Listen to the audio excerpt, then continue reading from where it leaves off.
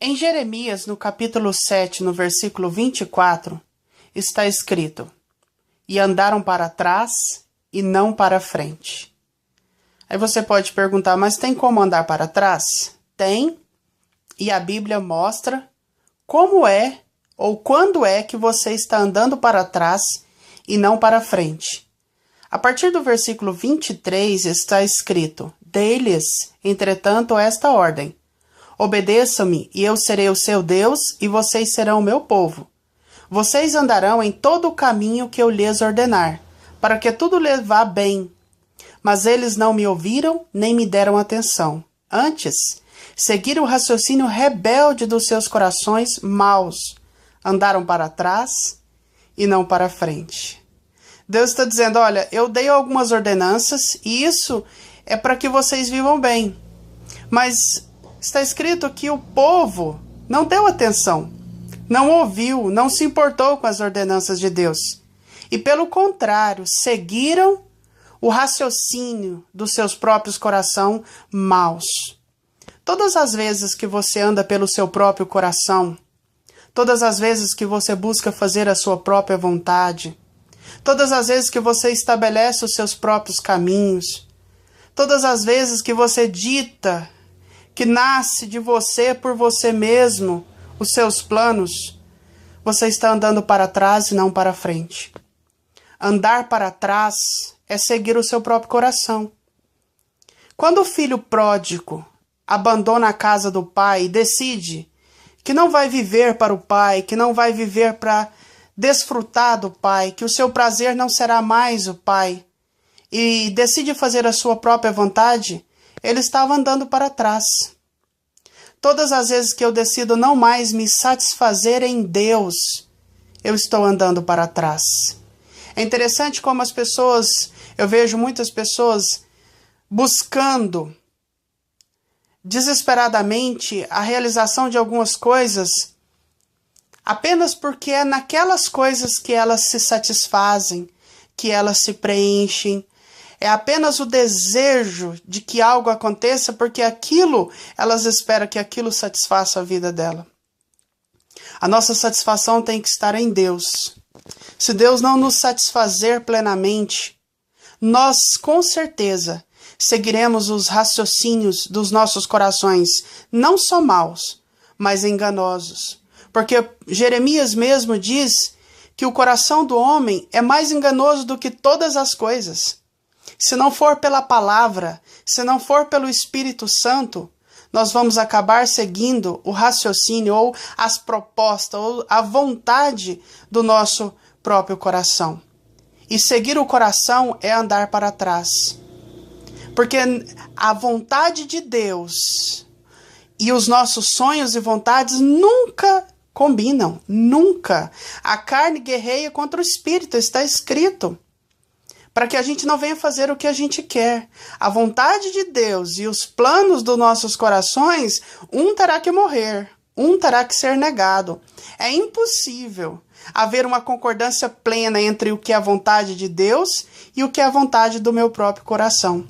Por isso é necessário ouvir a palavra, por isso é necessário se aconselhar com o Espírito Santo. Ao contrário disso, o que vai haver é um andar para trás e não para frente.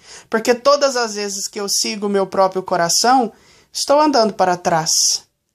A Bíblia diz em Mateus, no capítulo... Em 1 Coríntios, no capítulo 6, no versículo 19 e 20, está escrito que nós fomos comprados por um bom preço. E que nós somos agora o templo do Espírito Santo e que nós não somos de nós mesmos. Se tem uma coisa difícil, que poucas pessoas, poucos cristãos que vivem e entendem na profundidade devida, é que eu não sou de mim mesmo. E Paulo diz isso em 1 Coríntios, no capítulo 6, no versículo 19 e 20, que nós somos o templo do Espírito Santo, que nós fomos comprados por um alto preço, por um bom preço, e que nós não somos de nós mesmos. Em 2 Coríntios, no capítulo 5, no versículo 15, Paulo diz que Cristo morreu por todos, para que os que vivem não vivam mais para si mesmo, mas por aquele que por eles morreu e ressuscitou.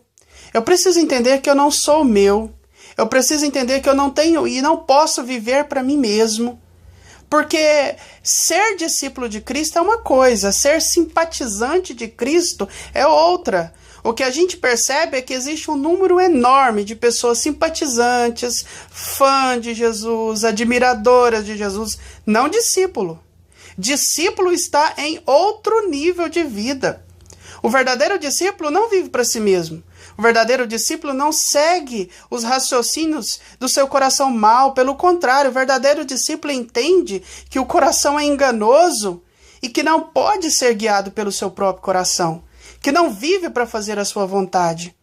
O próprio Jesus disse em Lucas, no capítulo 14, no versículo 33, que quem não renunciar a tudo quanto possui, não pode ser discípulo de Cristo. O próprio Jesus disse, quando ele fala sobre o preço do discipulado, que se você não renunciar a tudo quanto você possui, você não pode ser discípulo de Jesus. Você pode ser simpatizante, admirador, você pode ser qualquer coisa. Discípulo não. O verdadeiro discípulo, ele não tem vida própria. A vida é Cristo. Como Paulo disse, o viver agora é Cristo. Não vivo mais eu, mas Cristo vive em mim.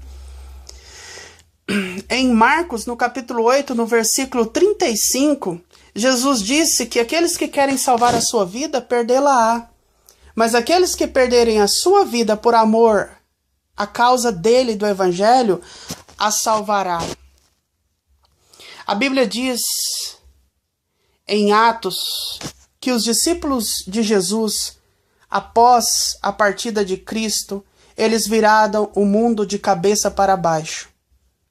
E hoje nós somos muitos e nós fazemos pouca mudança. E a nossa pouca influência no mundo, a nossa pouca influência, ela se dá exatamente por causa disso.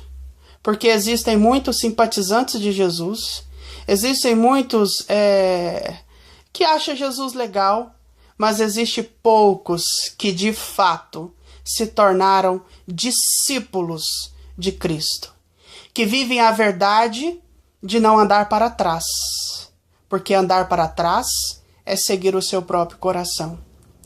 Existem poucos que entenderam de fato que não são de si mesmos, que não podem viver para si mesmo, que agora eles pertencem a outro.